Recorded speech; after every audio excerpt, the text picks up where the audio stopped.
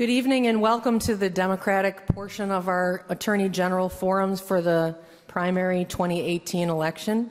Thank all of you for being here in the audience this evening. If you would please hold any comments or applause till the end of our hour-long session this evening. We would appreciate it. Thank you for joining us on social media. Thank you to the candidates for being with us this evening. We are going to get right underway, and if any of you would like to give your thoughts for questions, please use the hashtag BGAAG, and we can get to them that way. We will mix in some questions from social media as we proceed this evening. Craig?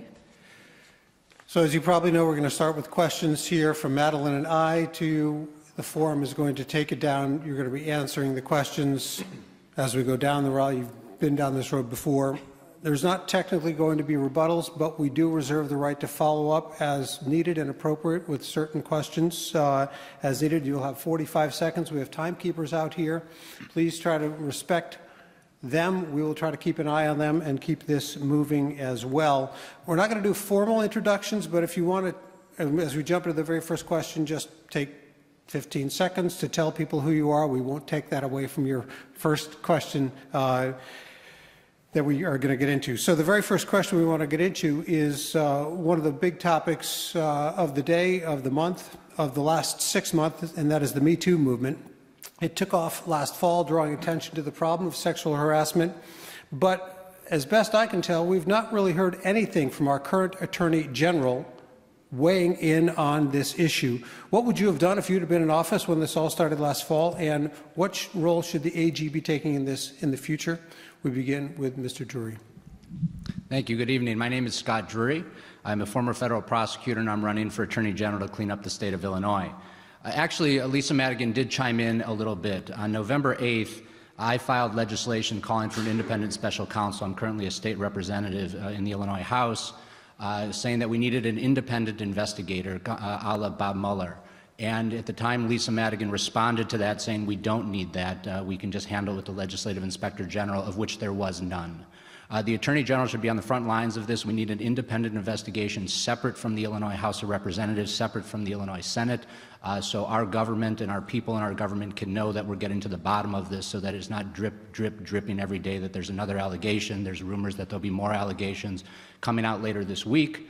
And we need to put an end to that. If there's been a crime committed, then we need the special prosecutor to indict people like Bob Mueller has done.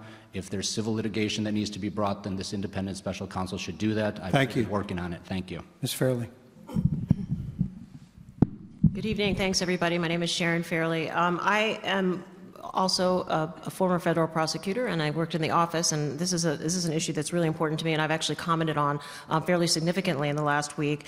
First of all, the problem starts when we had no legislative inspector general in place when all this was discovered, and I think that the Attorney General, because the Attorney General plays an important role in representing that office before the Ethics Commission, it was up to the Attorney General to point that out.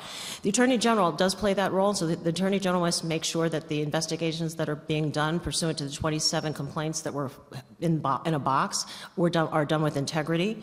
The Attorney General also needs to weigh on the current discussions that are in place about how to proceed with investigations from here, because we have legislators that are talking about actually undergoing investigations on their own rather than referring matters to the Legislative Inspector General, whose office is in place to do just that. And so I think we need to do a lot of work on that. Mr. Goldstein.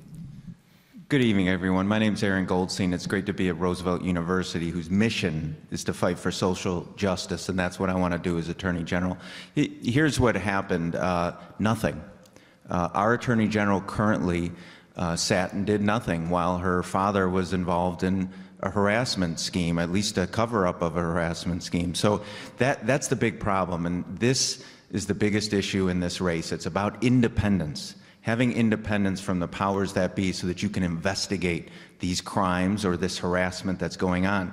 There's no reason whatsoever that the Attorney General should have been sitting on the sidelines doing nothing, but unfortunately her father is at the head of this whole party, this whole state, and for whatever reason she was handcuffed to do anything about it. My name's Renata Mariotti. I'm also a former federal prosecutor. I was born in Chicago to two parents who are blue collar and both worked two jobs to put me through school. And I'm running a clean grassroots campaign. And I'm really the only person up here, I think, who has a detailed plan on how I would stop Donald Trump. So as for this issue, I would have acted right away. I think that we not only need an investigation of the complaints that had piled up, but we need an investigation of why there was no legislative inspector general appointed. And I think we need to move that inspector general out of the legislature. That we can't trust the General Assembly to police itself. We need to have another. We need to have that person be totally independent. I would support that. We also need to extend the statute of limitations for these crimes further than they are now. And I think we need to. We also need to have an investigation of some of the other recent allegations that have been made. Governor Quinn. Okay, my name's Pat Quinn, and I think what was just mentioned, it's important to ask the question why the Legislative Inspector General for 3 years was vacant. I think the Attorney General needs to speak up about that. I think we probably know now that that system is not effective at all at preventing harassment of any kind, and we need to reform the law, not only extend the statute of limitations, but have much more independence. This idea that a legislative ethics commission was going to guide the work of the inspector general, I think, is a prescription for disaster. You need independence. The attorney general should be independent. If you need a special counsel, given the 27 complaints that were filed and were not investigated by the inspector general, who didn't exist, and the legislative ethics commission and the Senate and the House members who really didn't speak up about it, it obviously underlines the need for reform. Thank you. Mr. Raoul. I think I'm Kwame Raoul. I'm not a former federal prosecutor, a former county prosecutor. I think one of the things the Attorney General's office can do, whether or not there is existing a legislative inspector general or an independent individual to investigate these claims, is create an alternative safe place for folks to come forth with their complaints, and to an alternative place for such complaints to be investigated. Because the reality in these types of situations is that the legislative inspector general might not be a place where somebody feels safe going to, and so the Attorney General's office could be an alternative safe place. Thank you. Ms. Rodring. Good evening, everyone. My name's Nancy Rodring. I'm currently the mayor of Highland Park, and I've been standing up against sexual harassment discrimination for decades. I believe it's easy to ascribe blame, but in this situation, the question is, what would you do as Attorney General? And there are three things that I would do. First, I would push to have the Human Rights Act amended so that all employers, including government bodies and small employers, are part of this prohibition against sexual harassment. I would create a confidential hotline so that people could call and get help without fear of retaliation or even potential violence or loss of job. And third, I would push the Illinois General Assembly to change its laws so that serial sexual harassers are treated as the predators that they are and prosecuted within the full extent of the law. Mr. Ruiz.